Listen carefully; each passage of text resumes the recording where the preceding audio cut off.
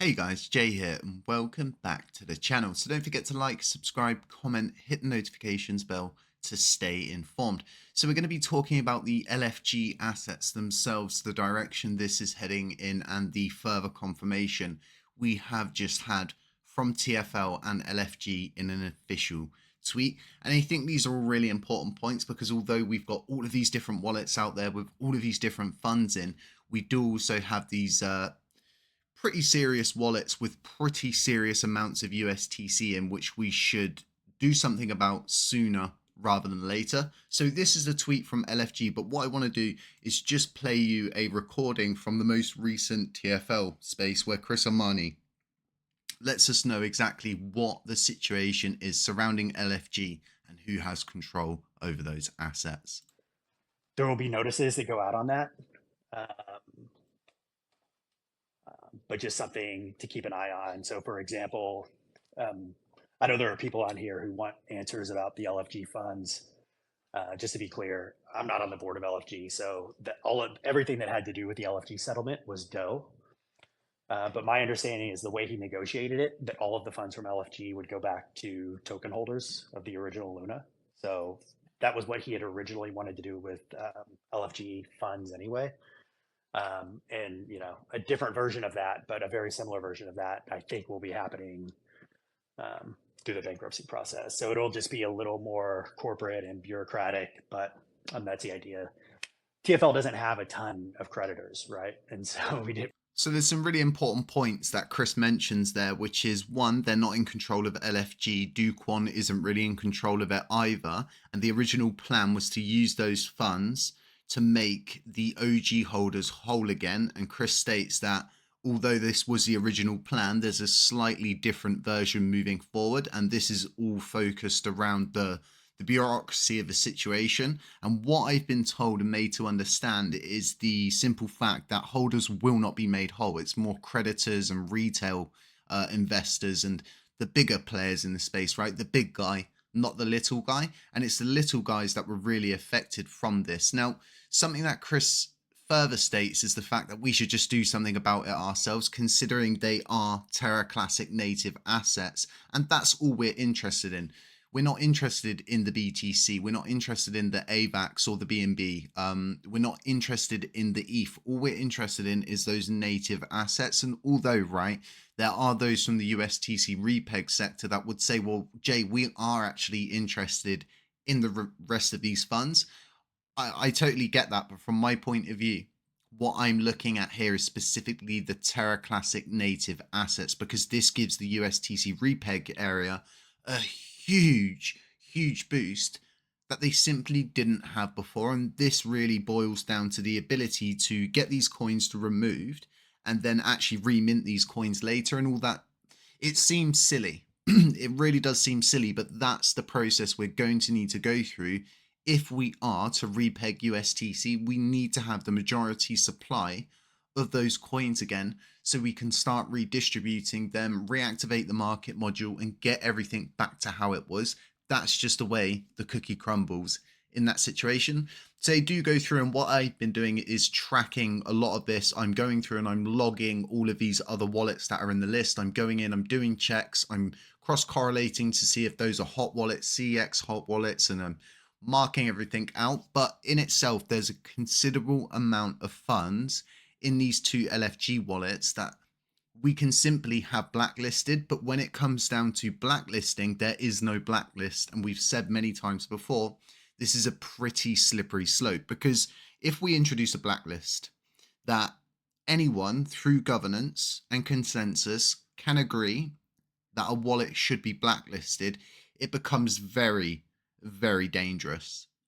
And at the same time, if you bestow that responsibility, for example, on a centralized team, you've then centralized the process and you're introducing a level of risk there again. And I really don't think there's a middle ground with this situation. And I don't know what others are thinking, but I know that there's always been a huge issue that surrounds introducing a blacklist. And obviously, we're going to need to blacklist the LFG funds because of a simple fact that even though TFL said that, yes, if they've got the keys, they can access the wallets, they'll send the coins to burn.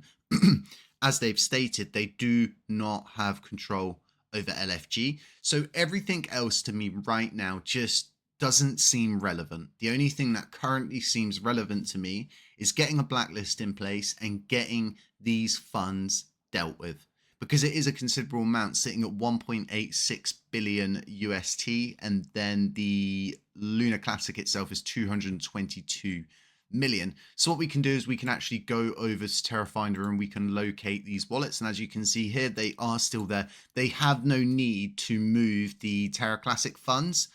The only reason they would probably do this is to secure them maybe from any other parties. But for instance, my video yesterday, I was explaining just how significant the off-chain, on-chain burning dilemma is, and the fact that a lot of these big movements that are made, they use our wallet system, we use our native infrastructure to handle the transactions. So although a lot of user events aren't taxable, a lot of these bigger events are taxable.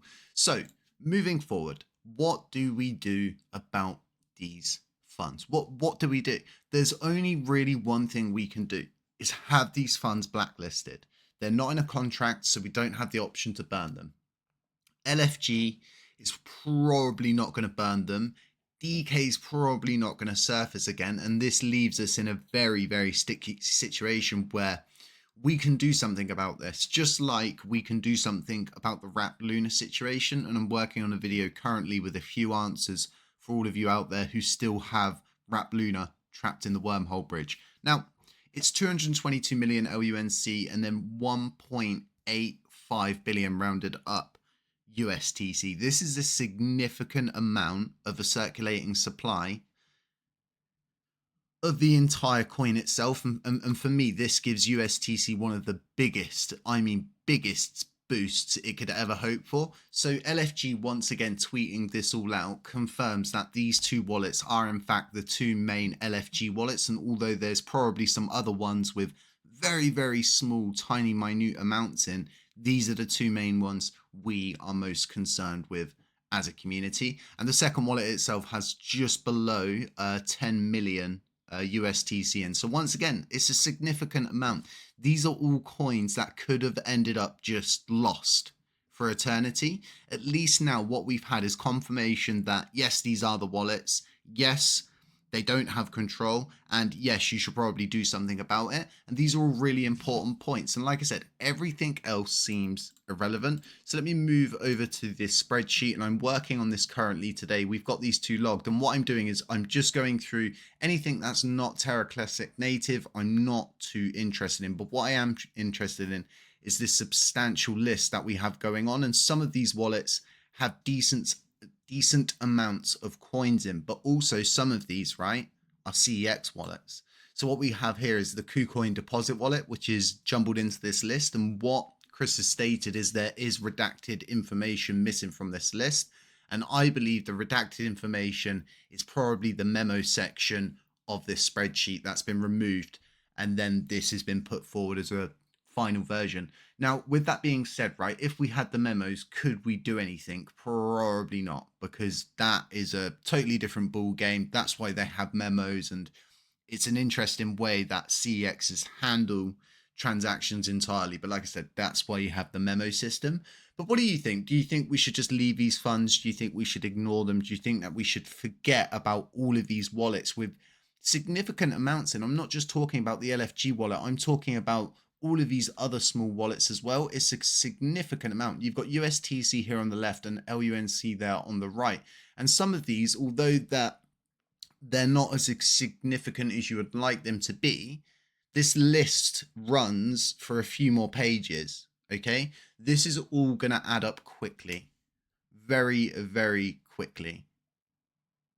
Billions, maybe 10 billion, 20 billion, who knows at this point, but it's a significant amount moving forward. And these are all really bullish things for the LUNC community. And once again, throughout everything, throughout another hack, throughout all of the stress, the dilemmas, the ups, the downs, Binance is still at the center of this blockchain.